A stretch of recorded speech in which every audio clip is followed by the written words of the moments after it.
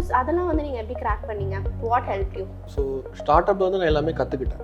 Like எல்லா டெக்னாலஜிஸும் சரி, அது வந்து எப்படி ஃபங்க்ஷனும் எல்லாமே நான் வந்து கற்றுக்கிட்டேன். அதை வந்து நான் நெக்ஸ்ட் எம்என்சி போகிறப்போ அவங்க எம்என்சி ஸ்ட்ரக்சரில் வந்து என்ன மாதிரி எக்ஸ்பெக்ட் பண்ணுவாங்க அப்படின்னா, உங்களுக்கு வந்து அந்த full process end to end process தெரியுதா? ஸோ நான் ஃபஸ்ட்டு ஸ்டார்ட் அப்லேருந்து எம்என்சி வர்றப்போ எனக்கு இன்டர்வியூ ப்ராசஸுமே கொஞ்சம் கஷ்டமாக தான் இருந்தது. கிளைண்ட் கான்ஸோடு தான் எனக்கு வந்து இன்டர்வியூ வச்சாங்க. அவங்க என்ன எக்ஸ்பெக்ட் பண்ணுறாங்கன்னு சொல்லி நமக்கு லைக் ஃபுல்லாக அடாப்ட் ஆகிறதுக்கே கொஞ்சம் ஸ்ட்ரகிள் ஆச்சு. பட் ஒரு கிளியர் கட்டில் வந்துட்டு அந்த இன்டர்வியூ வந்து பியூர்லி டிபெண்டிங் அப்போ அந்த இன்டர்வியூ பேனல் தான். எனக்கு சில இன்டர்வியூஸில் வந்து ஃபுல் அண்ட் ஃபுல் லைக் டெவலப்பிங்கை பற்றி இன்டெப்த்தாக கேட்டாங்க. ஸோ அந்த மாதிரி இன்டர்வியூஸ் என்னால் கிளியராக ஈஸியாக கிராக் பண்ண முடியுது. சில இதில் வந்துட்டு மேனேஜர்ஸ் இருப்பாங்க, கிளைண்ட் இருப்பாங்க. ஸோ அவங்களுக்கு தேவையான ஸ்பெசிஃபிக் திங்ஸ் வந்து லைக் இந்த ப்ராடக்ட் அவங்க எடுக்க போகிற ப்ராடக்ட்டில் அவங்களால ஒர்க் பண்ண முடியுமாங்கிறது. ஸோ அந்த மாதிரி டைம்ஸில் நம்ம நல்லா பண்ணியிருந்தாலுமே ரிஜெக்ஷன்ஸ் வரும். ஸோ எனக்கு அந்த மாதிரி ரிஜெக்ஷன்ஸ் நிறையா வந்துடும். சில இன்டர்வியூஸ் நம்ம வந்து ஓகே அரௌண்ட் 70% நமக்கு வந்து கிளிக் ஆயிரும், ஒரு 50% கிளிக் ஆயிரும்.